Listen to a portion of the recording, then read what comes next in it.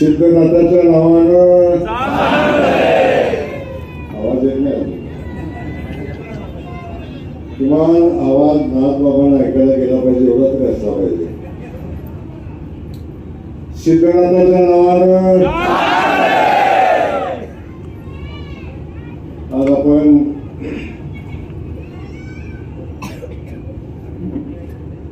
म्हसवड नगरीचं भविष्य ठरवणार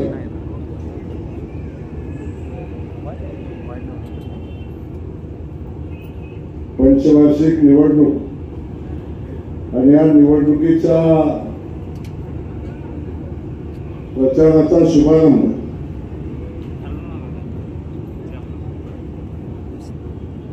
काल संध्याकाळी रात्री उशिरा ठरलं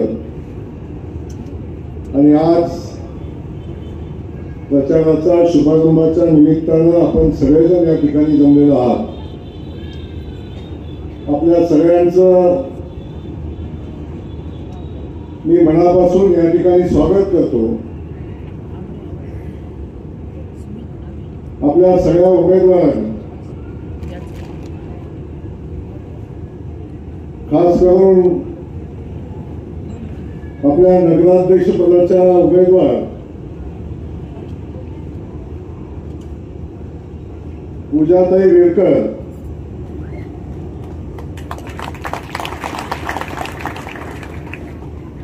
आणि त्यांच्या सोबत या शहराचं भविष्य ज्यांच्या हातामध्ये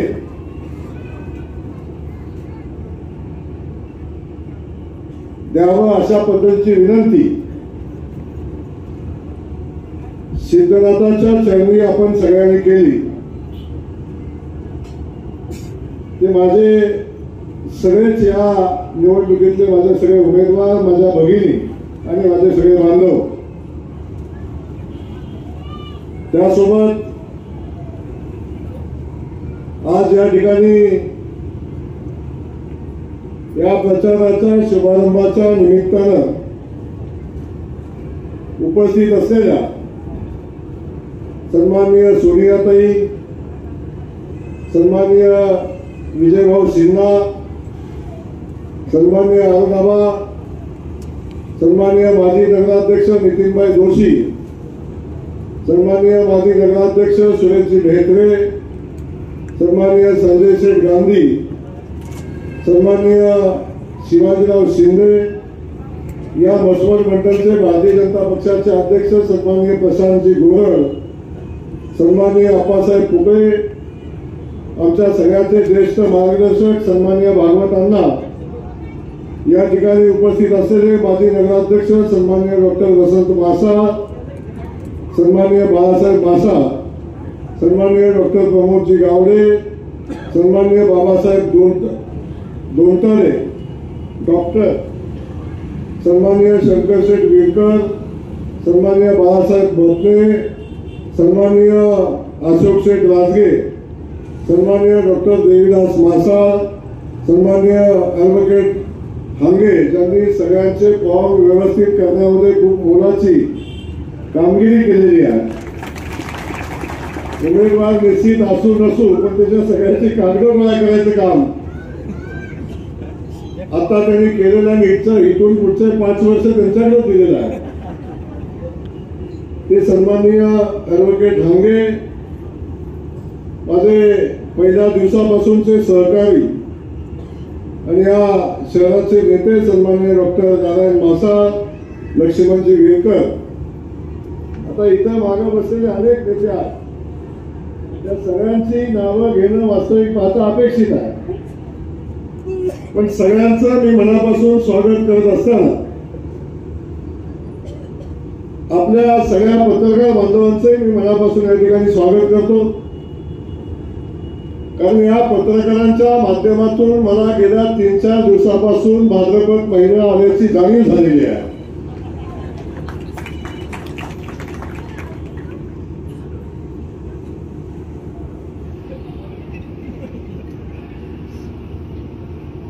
मी गेल्या 5-7 दिवसापासून बघतोय पाठीमागच्या भाद्रपद महिन्यामध्ये सापडलेले गडी आता पुन्हा या भाद्रपद महिन्यामध्येच पुन्हा सापडले आणि ते टीव्हीच्या पुढे येऊन चॅनलच्या पुढे येऊन काय भूमिका मांडायला लागले आणि त्यांच्या सगळ्यांच्या भूमिका किमान त्यांना भूमिका आहेत हे तरी किमान पत्रकार बांधवांच्या ज्या पत्रकार बांधवांच्या माध्यमातून आम्हाला समजते ते सगळेच माझे पत्रकार बंधू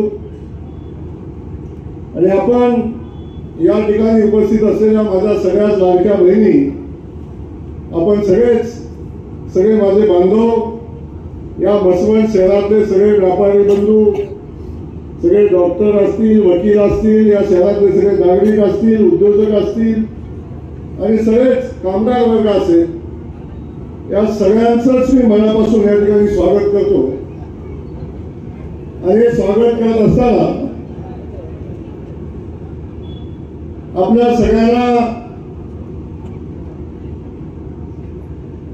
जी विनंती करण्यासाठी मी आलोय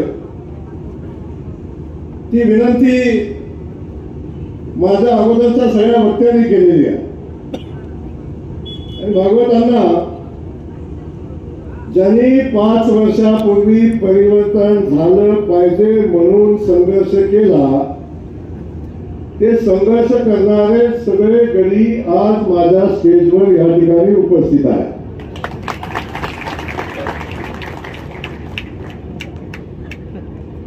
कारण ज्या विश्वासाने जी भूमिका घेऊन या सगळ्यांनी एक परिवर्तनाची भूमिका घेतली आणि लोकांच्या समोर आपली भूमिका मांडली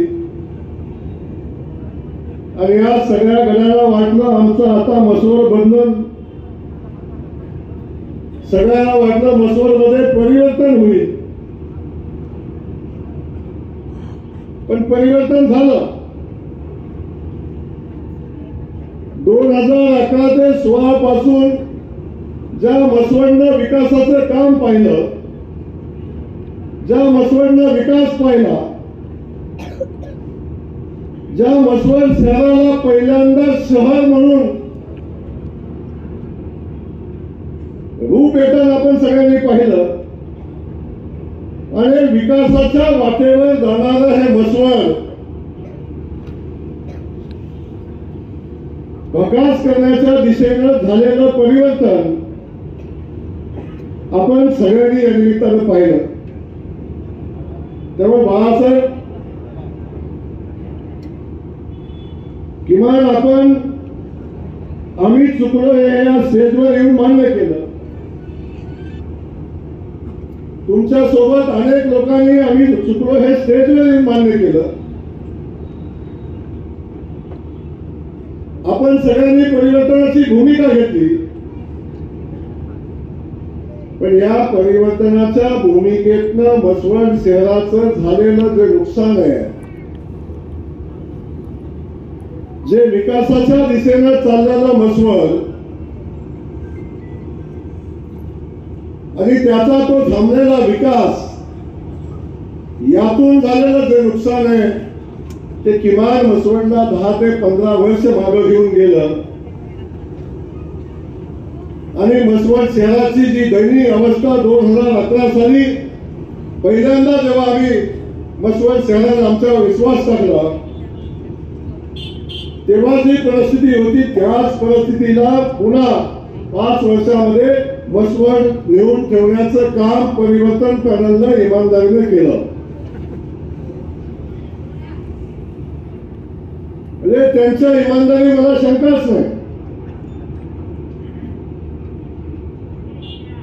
अशा पद्धतीचं काम करत असताना 2011चा कालखंड आपल्या सगळ्यांना आठवतो. 2011 साली म्हसवड शहरामध्ये प्रवेश करताना जे म्हसवड होतं ते एकदा आपण डोळे झाकले तर एकदा आठवून बघा. 10 वर्ष 11-12 वर्षापूर्वीचं म्हसवड एकदा आपण आठवून बघा. स्टँडवरनं निघाला तर एवढे खड्डे एवढे फुकुटा एवढा धुरा रात्री गेला तर एवढा अंधार आणि ते मसवड आपण 2011 साली जेव्हा जनतेने आपल्या सेवा करण्याची संधी दिली तेव्हा आपण सगळ्यांनी त्या मसवडच्या विकासाचा मेळू हातामध्ये घेतला आणि पहिल्यांदा मसवडच्या मुख्य रस्ता आहे त्या रस्त्याचं काम आपण चारपदरी करण्याचं काम पहिल्यांदा केलं. त्याच्यामध्ये आपण बघितलं झाडं लावली, डिवायडर केला, झाडं लावली, लाईट लावल्या.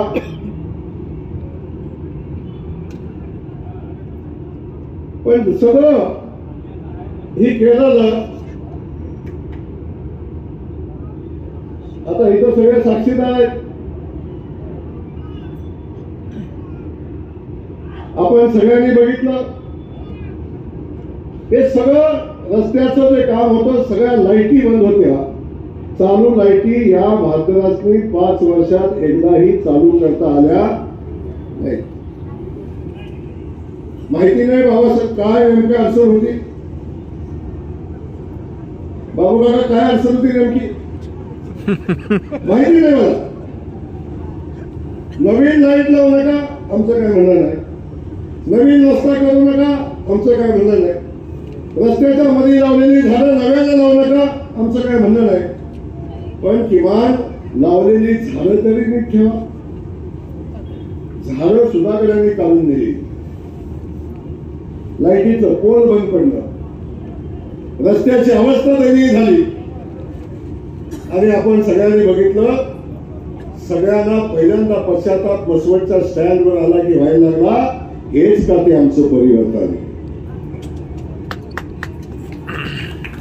बस स्टँडवर आपण गेला, बस स्टँडची परिस्थिती आपण बघितली, बस स्टँडवर गेलेल्या लोकांचा होणारा हाल आपण बघितलं, पडलेले खड्डे आपण बघितले. त्यावेळेची मसवड अशी परिस्थिती आपण सगळ्यांनी बघितली.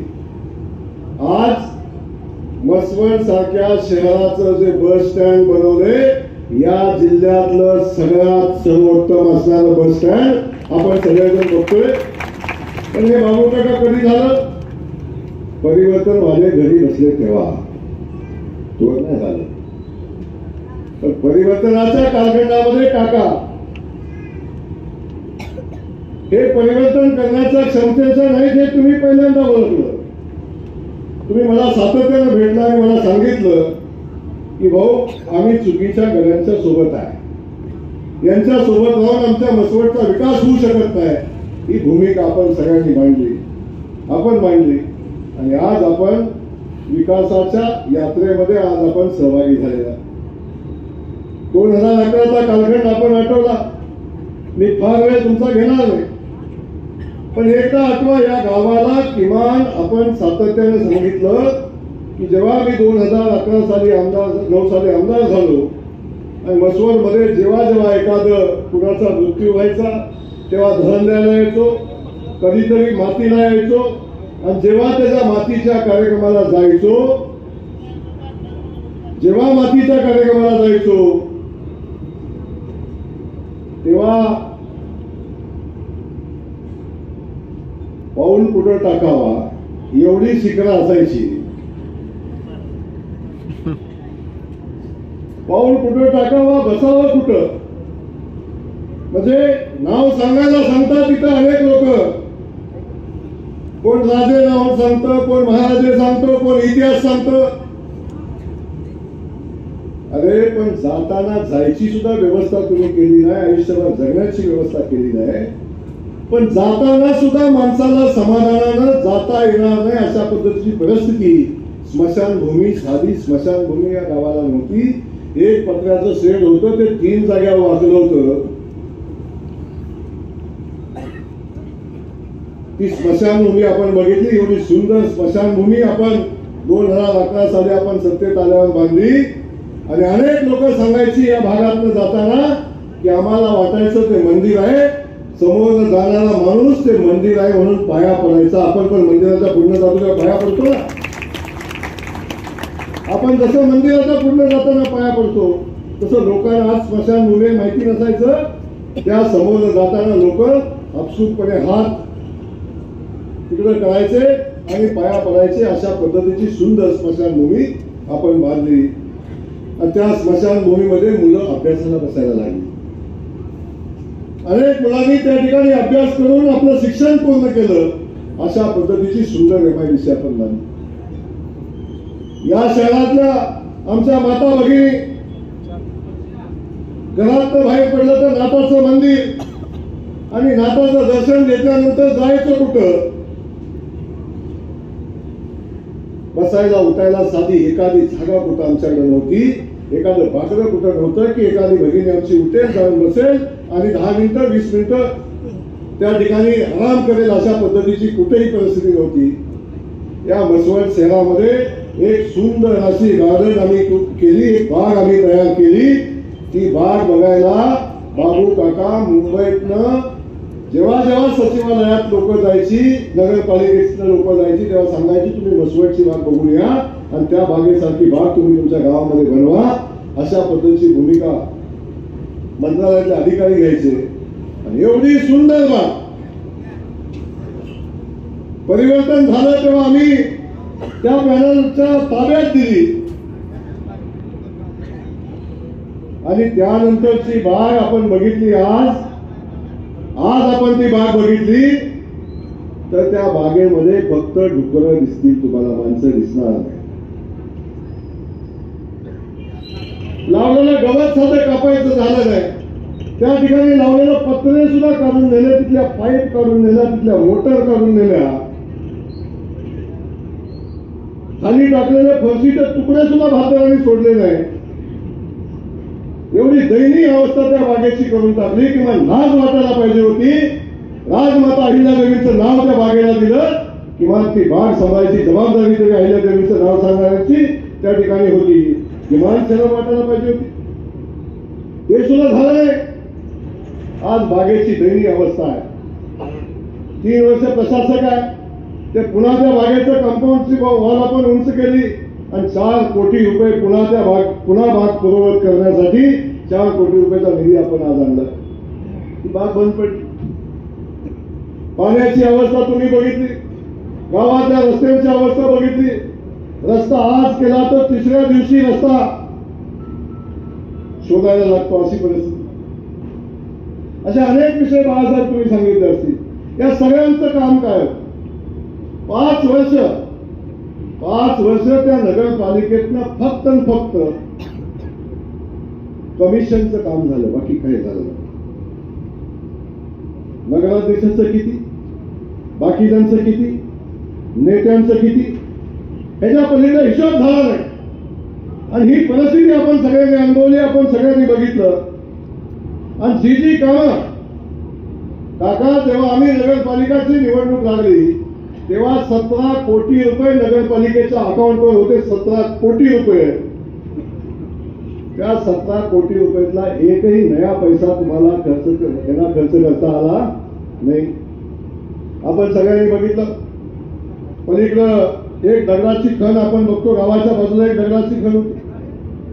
मला वाटतंय कधी जर सिद्धनाथाचं मंदिर उभं केलं किंवा कधी, मला माहिती नाही तो इतिहास, तेव्हा त्या खाणीतनं दगड उचलला. ते दगड काढल्यानंतर ती दगडाची खण तयार झाली. त्या खणीमध्ये गावातली सगळी घाण, गावातलं सगळं पाणी त्या खणीमध्ये यायला लागलं. आणि त्या खणीमध्ये एवढी दुर्गंधी आणि त्यातून एवढं डासाचं साम्राज्य आणि त्यातून अनेक, मला वाटतं एकही घर असं नसेल की त्या खणीतला डास चावला आणि त्याला मलेरिया झाला नाही. असा एका घरामध्ये एकही माणूस कधी सापडणार नाही. कधी ना कधी त्या खणीतला डास आला असेल आणि चावला असेल आणि मलेरिया झाला असेल. पैसे आणून ठेवले होते, डिझाईन तयार होतं, फक्त टेंडर काढायचं होतं आणि ते बांधायचं होतं. पण या भाद्रासनी टेंडर काढायचं सुद्धा जमलं नाही. अकाउंटवर आलेले पैसे नव्यानं आणलेच नाही, पण आलेले पैसे पुन्हा शासनानं माघारी गेले. हे पैसे परत गेले. ही परिस्थिती याची आजची. आपण बघितलं भाजी मंडई बांधली आम्ही. नगरपालिकेच्या बाजूची भाजी मंडई नगरपालिकेच्या मुख्य इमारतीपेक्षा सुंदर असणारी ही भाजी मंडई आम्ही बांधली. त्या भाजी मंडईचं सगळं काम झालं होतं, फक्त काचा बसवायच्या होत्या आणि कलर करायचा होता. अरे 5 वर्षाच्या यांच्या कालखंडामध्ये काच नाही बसवू शकले. ही काच, एक काच नाही बसवू शकले.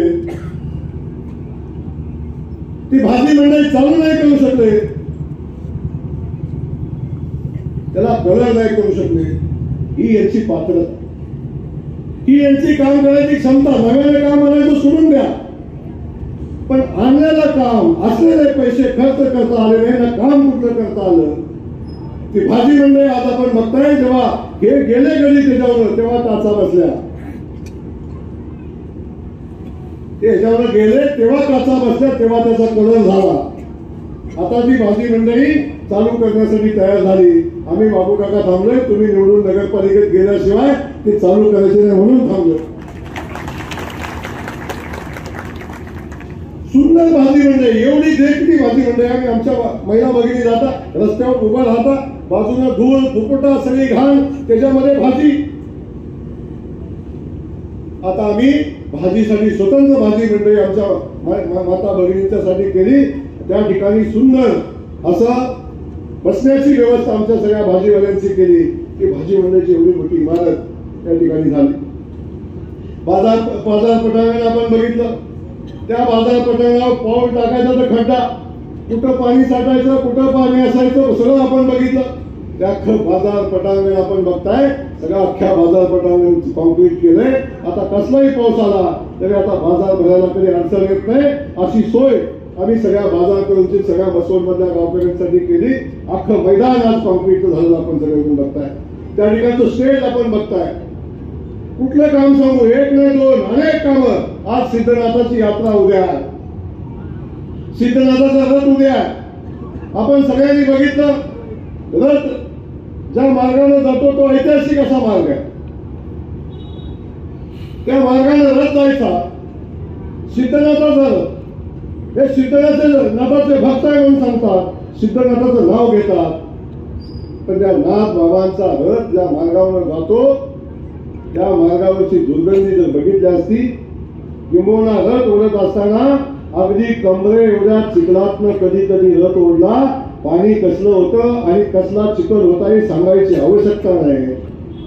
अरे गावातली आमची सगळी माणसं तर रथाच्या दोऱ्यावरून एवढ्या मेहनतीनं रथ ओढायची, आणि रथावर बसलेलं गडी त्यांना कधीच दिसलं नाही की आमची माणसं एवढ्या घाणीत, एवढ्या चिखलात, एवढा सिद्धनाथाचा रथ चाललाय, त्यांना तो कधीच चिखल दिसला नाही, कधीच त्यांना घाण दिसली नाही, कारण ते रथावर बसलेले होते. पण रथाच्या रथ ओढणाऱ्यांची आणि रथाच्या खाली चालणाऱ्यांची जाणीव त्या लोकांना कधी झाली नाही. तो भव्य दिव्य असा आणि सुंदर असा रथ मार्ग आम्ही तयार केला. आता आमच्या सगळ्या रथ ओढणारे असतील, सगळे भाविक भक्त असतील, आता चिखलात जायला लागत नाही. रथ सुंदर आणि स्वच्छ मार्गाने आज रथ जाताना आपण बघतो. या भागातलं रथ निघतो आणि स्वच्छ सुंदर मार्गाने आमचा रथ जाताना आपण बघताय. नाथ बाबाच्या सुद्धा यात्रेच्या निमित्तानं आपण उद्या त्याचा अनुभूती पण घ्याल. या बाजूला जिकडे जाल त्या बाजूला पलीकडे सिन्नाभाऊने आमचा बंधारा बांधला आणि निवडणूक लागली. काय सांगायचं तुम्हाला, आता पाणी गावात घुसलं. आता त्या सिन्नाने बंधारा बांधला आणि आमदाराने त्या सिन्नाला बांधायला लावला. आता गावाचं नुकसान झालं, ते पाणी आता गावात घुसणार आहे म्हणून गडी. बघा यांचं जे आयुष्यात काही करता आलंच नाही चांगलं, पण ज्यांनी चांगलं केलंय त्याचं कौतुक सोडून द्या. पण झालेलं काम सुद्धा चुकीचं झालंय ही सांगण्याची पद्धत आपण सगळ्यांनी बघितली. तुम्हाला पाणी बघताना काही वाईट वाटतं का? पाणी चांगलं नाही दिसत, चांगलं नाही दिसत पाणी. अरे गावाच्या बाजूला एवढं सुंदर पाणी बघितल्यावर मनाला शांती मिळते, मनाला समाधान मिळतं. असा बंधाऱ्याची उंची सुद्धा या भाद्रांनी कमी करायला लागली. आणि जसं काय संकट गावावर आले अशा पद्धतीची भूमिका आज बघताय. या बाजूला अख्खं पाणी या भागात आपल्याला वाहताना दिसतंय. ही सगळी परिस्थिती आपण सगळ्यांनी अनुभवली. वाड्या वस्तीच्या रस्त्याचा विषय असेल, अगदी लांब मयापासून कळवळे मयापासून अगदी काळ्या पट्ट्यापासूनच्या सगळ्या रस्त्यांची अवस्था आपण बघितली असेल. सगळ्या वाड्या वस्तीच्या रस्त्याची अवस्था बघितली. एकाही वस्तीला रस्ता नव्हता. एकाही वस्तीला रस्ता नव्हता. आमच्या 5 वर्षाच्या कालखंडामध्ये प्रत्येक वस्तीला रस्ता देण्याचं काम या निमित्तानं आम्ही केलं. मसाईवाडीला गेला तर एवढा सुंदर रस्ता, मसाईवाडीत गेला तर सभा मंडप आहे, मंदिराचं काम झालंय, बंदराची कामं झाली. आता अख्ख्या मसाईवाडीला आम्ही शेतीचं पाणी देणार आहे. आता तेही काम आमचं अंतिम टप्प्यात आलंय. गोणेवाडीचा विषय असेल, विरकरवाडीचा पलीकडच्या भागाचा विषय असेल, नागोबाला आम्ही आता जवळजवळ 70 लाख रुपयाचा आम्ही नागोबाच्या मंदिरासाठी सभा मंडपाचं काम 70 लाख रुपयाचा आम्ही सभा मंडप नागोबाच्या मंदिराला दिला. 2.5-3 कोटीचा रस्ता आम्ही नागोबाचा रस्ता आम्ही केला. ही सगळी परिस्थिती आपण बघितल्यानंतर बघतो आपण काय नेमकं झालं. ही सगळी कामं उभी राहत असताना या सगळ्या कामाला खऱ्या अर्थानं मागच्या 5 वर्षामध्ये भेट झाली. आणि त्यावेळी जे गडी बाबू काका 1-2 सोडलं तर आता तुम्ही ज्यांना गावाची काळजी आहे ते बाजूला झाले. तर त्यांना माहिती आहे या लोकांच्या ताब्यामध्ये पुन्हा काय गेलं तर कसं होणार. आता हे सगळे गडी पुन्हा एकदा आपल्याला दिसायला लागले. आणि जसं आपण बघितलं 5 वर्षाचा यांचा कालखंड गेल्यानंतर खऱ्या अर्थानं पुन्हा एकदा वसवत शहराच्या विकासाच्या दृष्टीनं काम चालू झालं. काय म्हणतात ना कधी अपशकुन असतो ना, शकून अपशकुन असतो ना, तसा एक अपशकुन तिथं बसला होता. या शहराच्या दृष्टीने तो अपशकुनच होता त्या दिवशी. तो दिवस तो काय लढून झगडून आणलेला नव्हता. भानगडी करून षडयंत्र करून तो विजय तुम्ही मिळवला, पण त्याचा परिणाम काय झाला आपण बघितला. गावाने भोगला. पण जेव्हा हे सत्तेमधून उतरले तेव्हा खऱ्या अर्थानं पुन्हा एकदा मसवड शहराच्या विकासाची सुरुवात झाली. आणि आपण बघतोय मसवड शहराच्या पाण्याची 80 कोटी रुपयाची योजना आता फक्त अंतिम टप्प्यामध्ये आहे. सगळ्या वाड्या वस्तीवर पाईपलाईन पोचली ना पाईपलाईन. सगळ्या वाड्या वस्तीवर पाईपलाईन पोचली. मुख्य पाईपलाईनचं काम झालं. आता वॉटर ट्रीटमेंट प्लॅन्ट आता अंतिम टप्प्यामध्ये 10 दिवसाचं काम त्याचं राहिलंय. गावाच्या सगळ्या पाण्याच्या टाक्या बांधल्या. आणि जो शब्द मी आपल्या सगळ्यांना दिला होता की माझ्या बहिणींच्यासाठी 24 तास जेव्हा चालू करेल तेव्हा बहिणीला पाणी मिळालं पाहिजे, ही भूमिका घेऊन ती योजना आपण 80 कोटी रुपयाची योजना केली. आता ती योजना अंतिम टप्प्यामध्ये आहे. त्या योजनेचं काम आता झालं की आपल्याला सातत्याने गावाला पाणी मिळेल. भुयारी गटारची योजना जवळजवळ 100 कोटी रुपयाची या गावाच्या अंतर्गत भुयारी गटारची योजना आपण मंजूर केली. आता गावातले सगळी गटारची व्यवस्था आपण अंतर्गत करतोय आणि भुयारी गटर करून या गावातली सगळी घाण सगळी व्यवस्था आपण बाहेर घेण्याचं काम आपण या निमित्तानं करतोय. 100 कोटी रुपये. कशाला म्हणतात 100 कोटी रुपये? 100 कोटी रुपयाची योजना आपण मंजूर केली. आता ती योजना लवकरच त्याचं टेंडर होईल आणि आता या योजनेची प्रत्यक्षात सुरुवात होईल.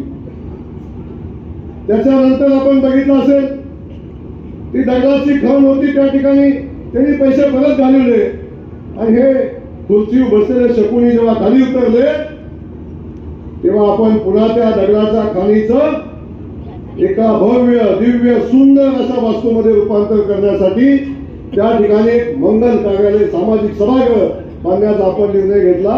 24 कोटी रुपयाचं सामाजिक सभागृह. ती खण आपण मुजवली. आता बघा खण तुम्हाला दिसत नाही. ती खण मुजवली. डास कमी झाले, गावातली घाण कमी झाली. आता त्या खणीमध्ये भव्य दिव्य अशा सामाजिक सभागृहाचं काम आता चालू आहे. जवळजवळ 24 कोटी रुपये खर्च करून आपण ते या ठिकाणी ते सभागृह बांधतोय. आणि जेव्हा ते सभागृह पूर्ण होईल आपण बघतो आमच्या मायलेकींची कुठल्या भगिनींची एखाद्या लग्न असेल, छोटा मोठा कार्यक्रम असेल, खास करून वसवत शहरातला आपण बघतो एखादं मंगल कार्यालय घ्यायला गेलो तर आपल्याला कितीला मिळतो? एक मंगल कार्यालय किती महाग असते? किती? 50,000. तुमचं 50,000. तुमचं कुठं 50,000, कुठं 40,000, कुठं 70,000 रुपयाला मिळणारं मंगल कार्यालय आपण सगळ्यांनी बघितलं. पण ते मंगल कार्यालय आहे त्याच्यापेक्षा 100 पटीने चांगलं आपण सामाजिक सभागृह आपल्या म्हसवड शहराचा तुमच्या मालकीचं बांधतोय. आणि हे सभागृह पूर्ण होईल तेव्हा फक्त त्याचं भाडं आमच्या म्हसवड शहरातल्या लोकांसाठी फक्त 10,000 रुपये असेल. 10,000 रुपये, फक्त 10,000 रुपये. त्यात खोल्या सुद्धा रूम सुद्धा भाड्याने मिळतील. एक भव्य दिव्य असं सभागृह आम्ही बांधतोय आणि ते शहराचं सगळ्यात सुंदर वास्तू असेल, सगळ्यात देखणी वास्तू ते असेल. त्याच ठिकाणी आम्ही छत्रपती शिवाजी महाराजांचा भव्य दिव्य असा पुतळा आम्ही त्या ठिकाणी उभा करतो. आजपर्यंतच्या इतिहासामध्ये अनेक लोकांनी जातीवादावर राजकारण केलं, अनेकांनी सांगितलं आम्ही राजे आम्ही महाराजे. अरे पण सगळ्या राजे महाराजांना आणि वारसा सांगणाऱ्यांना आजपर्यंत अख्ख्या मानगडाव तालुक्यामध्ये छत्रपती शिवाजी महाराजांच्या प्रतिमेला हार घालायचा आहे तर कुठे घालायचा बाबू का सांगा तुम्ही मला. एक पुतळा दाखवा मला की ज्या ठिकाणी छत्रपती शिवाजी महाराजांचा पुतळा आहे तिथं आपण जाऊन हार घालून महाराजांचं दर्शन घेऊ असं एक ठिकाण मला सांगा. निवडणूक आली की फक्त सांगतात आम्ही आहे. तिथं भव्य दिव्य असा पुतळा आम्ही छत्रपती शिवाजी महाराजांचा उभा करतो. नगरपालिकेच्या पुढं आपण बघितलं एक तिथं खोक्यांचं साम्राज्य होतं. त्या खोक्याच्या ठिकाणी आम्ही अहिल्या देवीच्या नावानं भव्य असं एक व्यापारी संकुल उभं करण्याचा निर्णय घेतला. त्या व्यापारी संकुलाचं काम पैसे मंजूर होते बाबूकडे, काहीच नव्हतं, फक्त करायचं होतं. नाही केलं 5 वर्षात. मला समजलं नाही याच्या मागचं कारण काय होतं. 5 वर्षात केलं नाही. पण आता जसं हे शकुनी मामा खुर्चीवर उतरले तसं ते भव्य दिव्याचं व्यापारी संकुल उभं राहिलं. हे आपण सगळ्यांनी बघितलं. एवढं सुंदर व्यापारी संकुल उभं राहिलं. आज त्यावेळेला बघितलं की नजर लागेल अशा पद्धतीचं व्यापारी संकुल. किंवा खुर्चीवर बसलेले गडी होते त्यांना अहिल्या देवींचं नाव त्याला याची तर जाणीव पाहिजे होती. तेही राहिली नाही.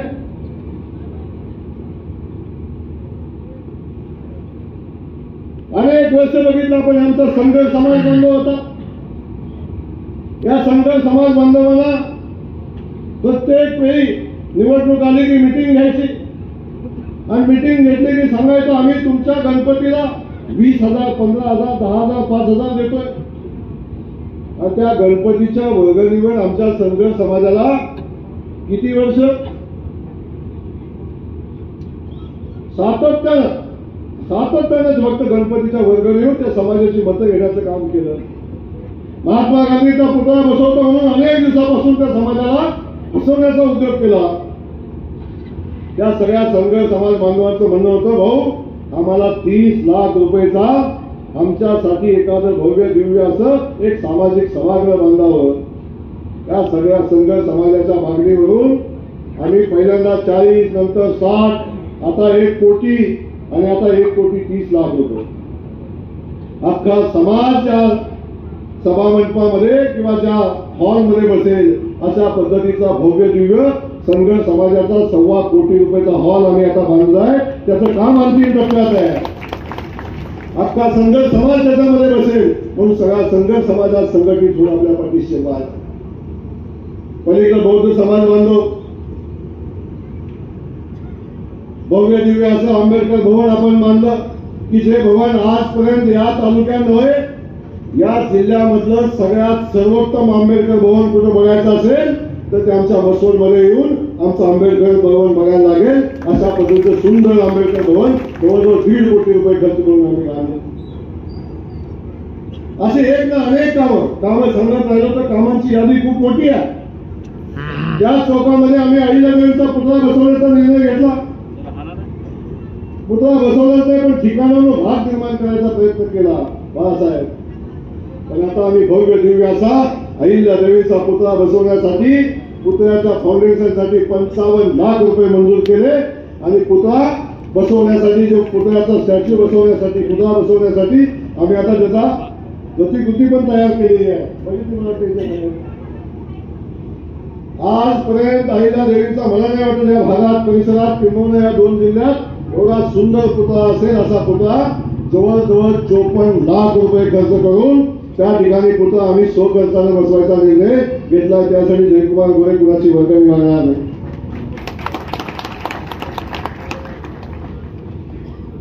आंबेडकरांचा पुतळा बसवायचा. आता जे मत देत आहेत त्यांना सांगा की कधी नाही आंबेडकरांची झाली आजपर्यंत. आंबेडकरांचा पुतळा बसवता हात पकड्या बसवून त्यांच्या दम नाही आंबेडकरांचा पुतळा बसवायचा. महात्मा फुलेंचा बसवला तर हात बसवून यांच्यात नाही दम बसवायचा. अनेक समाज बांधवांच्या सगळ्या समाज बांधवांना सोबत घेऊन पुढे जायचा निर्णय आम्ही घेतला. खास करून या पेठेमध्ये आदान बोलतो, या पेठकऱ्यांना माझं सांगणं आहे. आता निवडणूक लागली, अनेक गाडी म्हणतात कोण उमेदवार बाहेरचा आहे.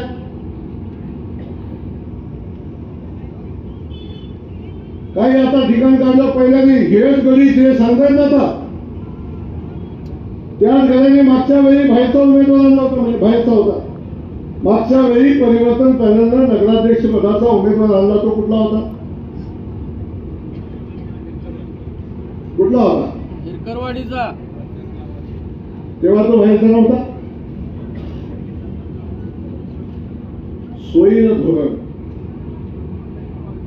सोयीनं धोरण हे गडी कधी बदलती याची काही नियम नाही. आयुष्यात काय चांगलं झालं फक्त आग लावून आजपर्यंत गावाला नगवण्याचं काम या माध्यमांनी केलं. अरे ही पेठ गेल्या 10 वर्षापासून पुन्हा विकसित होते. या आजूबाजूच्या भागामध्ये पाणी आलं, आजूबाजूच्या भागाचा विकास झाला, आजूबाजूचा शेतकऱ्याचा संपन्न होतोय. या भागात जेव्हा पाणी आलं तेव्हा शेतकऱ्यांच्या खिशामध्ये 4 पैसा आला आणि तो पैसाच पेठेमध्ये येतो आणि पेठेमधला व्यापार चालतो. ही परिस्थिती आपण सगळ्यांनी बघितली. ही पेठ आज भरते. अलीकडच्या कालखंडामध्ये या पेठेमध्ये सुद्धा अडचणी आलेल्या आपण सगळेजण बघताय. पण मी या सगळ्या पेठकऱ्यांना, सगळ्या व्यापारी बांधवांना सांगतो, हा जयकुमार गोरेचा शब्द आहे. येणाऱ्या 2, 3, 4, 5 वर्षामध्ये काम एमआयडीसीचं 2 वर्षातच चालू होईल. जमिनीचं अधिग्रहण चालू होईल. आताच चालू होईल 1-2 महिन्यामध्ये. आणि जेव्हा ही भव्य दिव्य अशी एमआयडीसी या ठिकाणी तयार होईल तेव्हा मी आज सांगतो, म्हसवड हे पश्चिम महाराष्ट्रातलं सगळ्यात विकसनशील शहर म्हणून या म्हसवड शहराला आपण बघितलं आहे. अशा पद्धतीचं शहर बनवण्याचा संकल्प आपण केला आहे.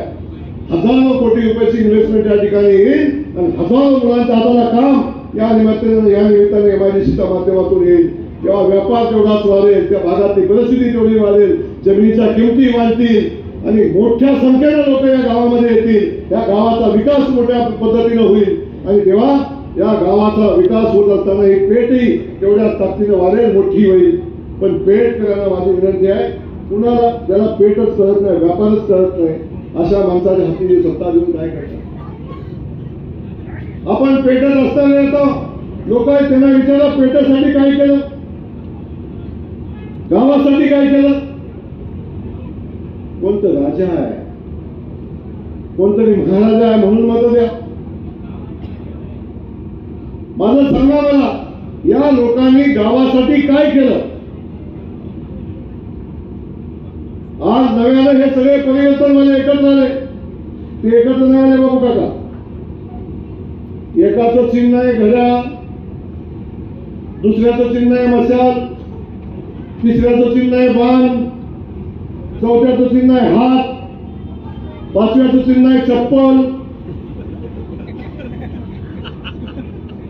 आता तेवढीच म्हणायची राहिली, बाकी सगळं आहे सगळं.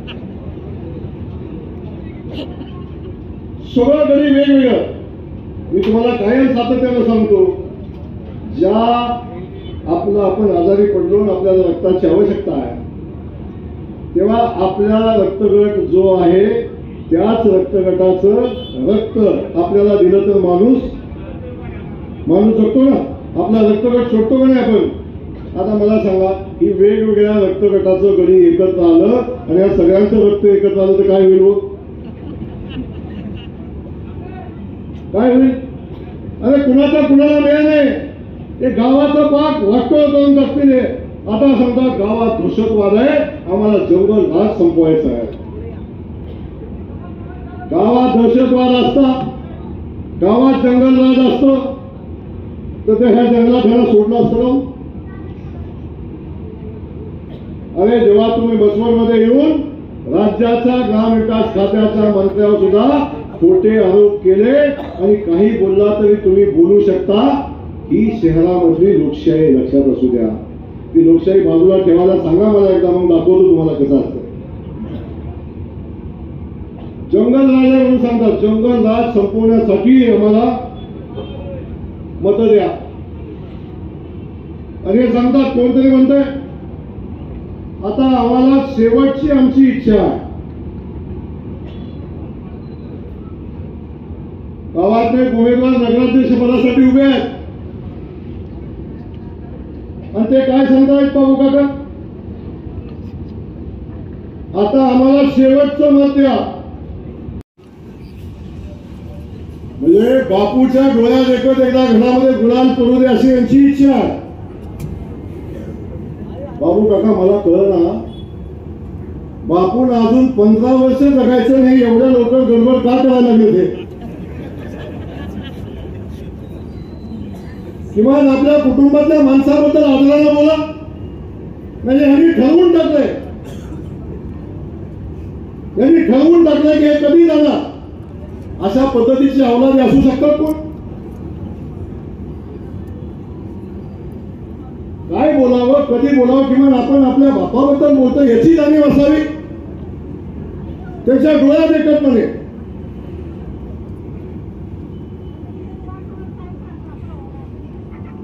आणि परमेश्वराने त्यांना 15 वर्ष, 20 वर्ष, 25 वर्ष आयुष्य द्यायचं असेल अजून. आधीच गडबड झाली तुम्हाला.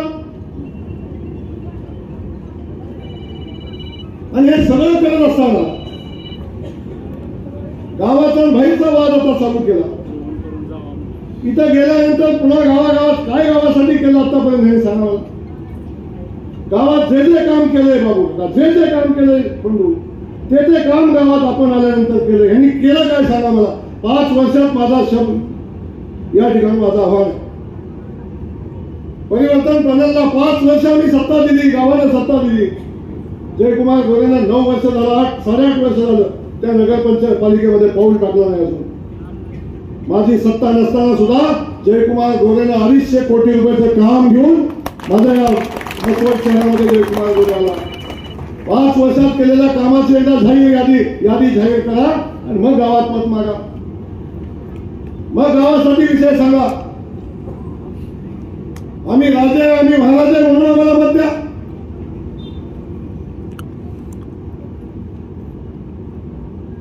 हो, तुम्ही तुमच्या घरचे राजे असाल, पण आमच्या रयतेची राणी आता उभी राहिली. ही रयतेची आहे, ही तुमची आहे, ही सामान्यातली आहे. वाऱ्यात किती वाजता लागून मिळतं, किती वाजता बंद होतं माहिती आहे तुम्हाला? जाऊन दाखवा एकदा वाऱ्यात. 24 तास आपल्या सेवेसाठी उभी राहणारी कुटुंबातली, सामान्य कुटुंबातली मुलगी उभी आहे. ती म्हणे तिला वाचता येत नाही, लिहिता येत नाही, ती कसे अशिक्षित आहे. सुशिक्षित उमेदवाराला म्हणते, म्हणे सुशिक्षित. किमान सुशिक्षित तरी म्हणता येतं का? हे सांगतात सुशिक्षित उमेदवाराला मत द्या. आणि ही मुलगी बीकॉम आहे.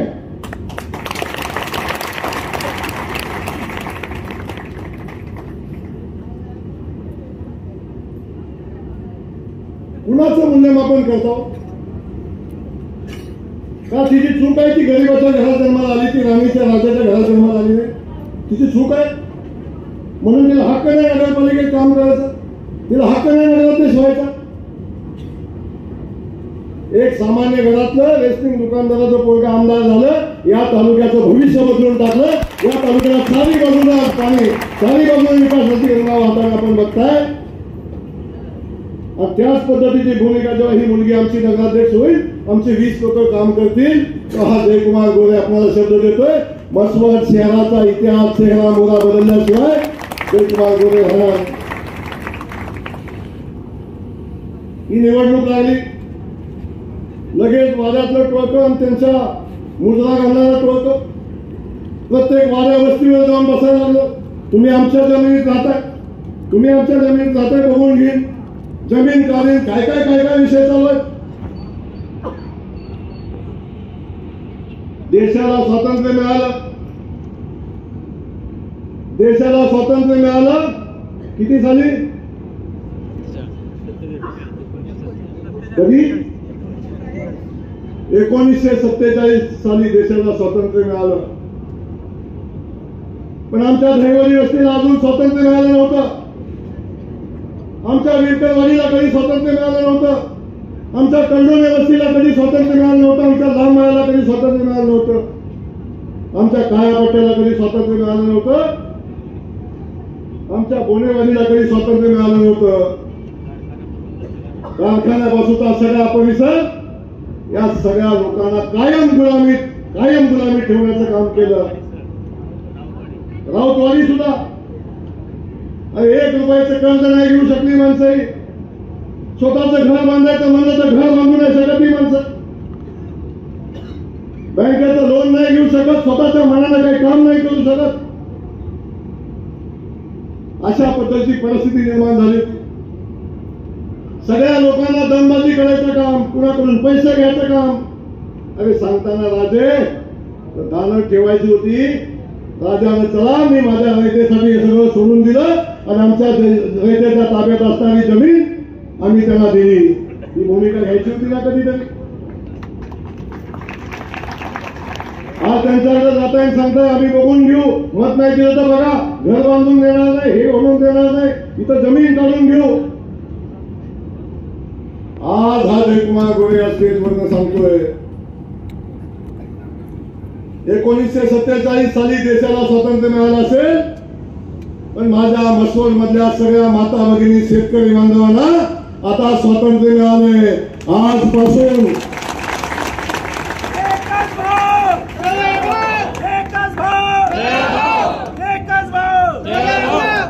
आजपासून माझा शब्द आहे, आजपासून सगळ्या शेतकरी बांधवांच्या याच्यावरचा जो कोण मालकी सदरातला कोण असेल त्या सगळ्यांची नावं कमी होतील आणि माझ्या शेतकरी बांधवांचं नाही मालकी सदरी होईल. आदेश महाराष्ट्र सरकारने केलेला आता. तेव्हा भिवू नका कुणाला. आता जमीन तुमची आहे, तुमच्या मालकीची आहे. आता कुठल्या राजा महाराजाची नाही हे सांगतोय आम्ही.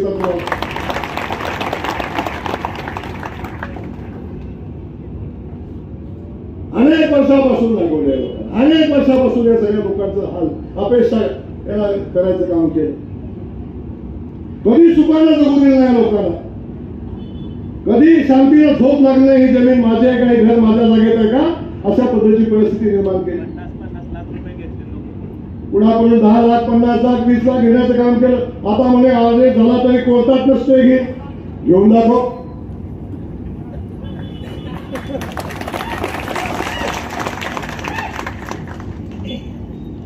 कोर्टाचं स्टे मिळालं मग कसं राहणार.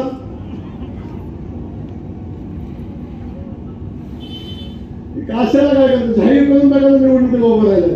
आम्ही केलं दान म्हणून, दान करायची गरज नाही, आम्हीच घेतलं. आता आम्ही आमच्या हक्काची जमीन आमच्या सगळ्या शेतकरी बांधवांच्या नावावर करण्याचा निर्णय आता घेतलाय आणि त्याचा आदेश आता महाराष्ट्र सरकारने केलेला आहे. असे अनेक विषय आपल्याला सांगण्यासारखे.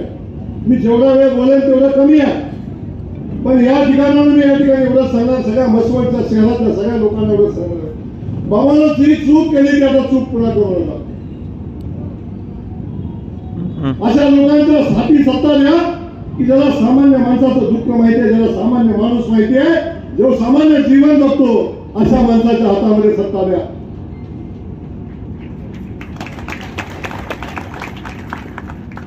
झाला ना इतिहास, होता झाला इतिहास.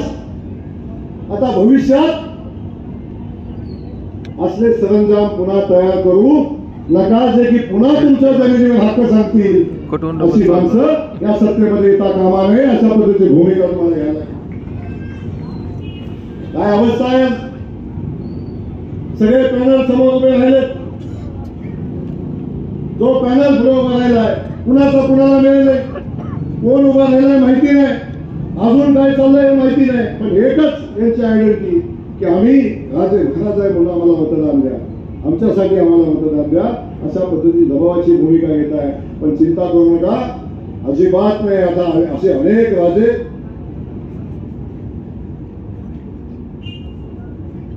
घरी बसायचा एक कर्मी कार्यक्रम आपला. त्यामुळं आपण सगळ्यांना माझी विनंती आहे या निमित्तानं की आपण सगळ्यांनी मिळून आता ठाम भूमिका घेतली पाहिजे.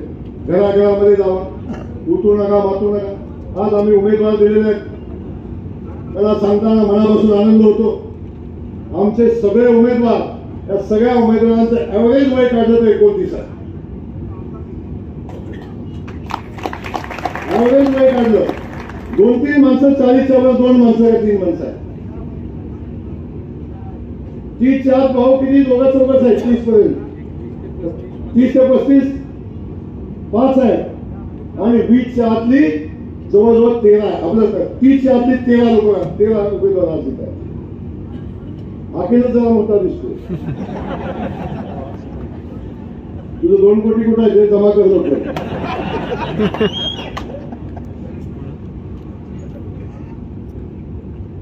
आपण सगळ्यांनी ही परिस्थिती आपण सगळ्यांनी बघितलेली आहे. म्हणून माझा एवढे सुंदर उमेदवार या ठिकाणी उभे केले की 24 तास आपल्यासाठी वेळ देतील, काम करतील, अशा पद्धतीचे उमेदवार या ठिकाणी स्वतः उत्स्फूर्तीनं असणार.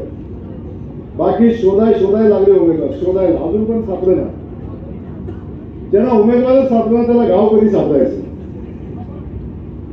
गावच नाही सापडलं तर गावचा विकास कधी सापडायचा, गावात काम कधी करायचं, या सगळ्या गोष्टी बाजूला ठेवा. मी अधिकचं काय बोलणार नाही, पण मी आपल्याला सांगतो, देशामध्ये मोदीजींचं सरकार आहे, राज्यामध्ये आदरणीय फडणवीस साहेबांचं सरकार आहे आणि हे सरकार आपल्या सोबत आहे. म्हणून कोट्यावधीची कामं एवढ्या छोट्याशा गावामध्ये आपण 100 कोटी रुपयाचं भुयारी गटारचं काम आणू शकतो, 80 कोटीचं पाण्याचं काम आणू शकतो. सगळ्या समाज बांधवांसाठी आपण सामाजिक सभागृह 24 कोटीचं आणू शकतो. छोटी छोटी सगळी कामं रस्त्याची आपण आणू शकतो. पण मला माझ्या प्रश्नाचं उत्तर पाहिजे, जर चुकून हे गणेश सत्तेत आलं तर कुठं जाणार, कुणाकडून आणणार, तर कुठं आणायचं असतं तिथं माहिती आहे का? आयुष्य गेलं बाबा. आज्याचा दोष तेच, बापाचा दोष तेच, सगळ्यांचा पण दोष तेच. त्याला पलीकडची दुनियाच नाही, एवढी दुनिया, एवढीच. याच्या पलीकडचं काही विचारलं नाही. म्हणून मी आपल्याला सांगतो, आता आपल्याला निर्णय घ्यायला लागेल. आणि जे सगळे नेते येत आहेत ना, ते तर सांगतायत परिवर्तन करा, आणि परिवर्तन आता म्हणणार नाही. त्याला काय म्हणत नाहीत कळत नाही, कन्फ्युज. परिवर्तन म्हणावं तर सत्तेत होते.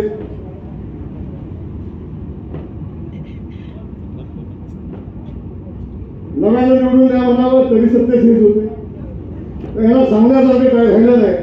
आपल्या सगळ्यांना या ठिकाणी एवढंच सांगतो, उतरू नका, मातू नका. सगळे चांगले उमेदवार आहेत. सगळ्या कार्यकर्त्यांना माझी विनंती आहे, किती वातावरण चांगलं असू द्या, पण रात्रंदिवस मेहनत घ्या. आत्ता पराभव असा करायचा आहे. अरे मागच्या वेळी रवीचा डाव खेळला, जयकुमार गोरेला गावातनं बाहेर घालून निवडणूक जिंकला. लक्षात ठेवा, हा काळाचा महिमा आहे, काळाचा महिमा. या काळाचा महिमा आहे.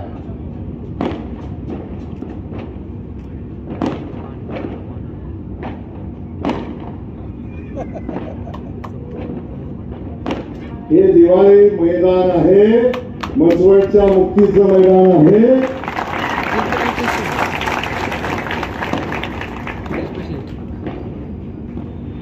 आजपासून मसवडचा माझा शेतकरी भयमुक्त झालेला आहे. आजपासून माझ्या मसवडच्या शेतकऱ्याचा सातबारा त्याच्या मालकीचा झालेला आहे.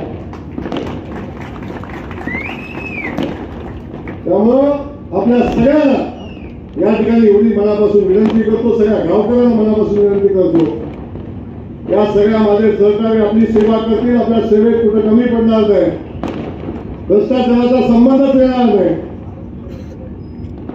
आम्ही सगळेजण मिळून ताकदीने गावाचा विकास करू, त्या गावाचा चेहरा मोहरा बदलू, त्या गावामध्ये भव्य दिवशी MIDC उभी करू, तिथल्या युवकांच्या हाताला काम देऊ.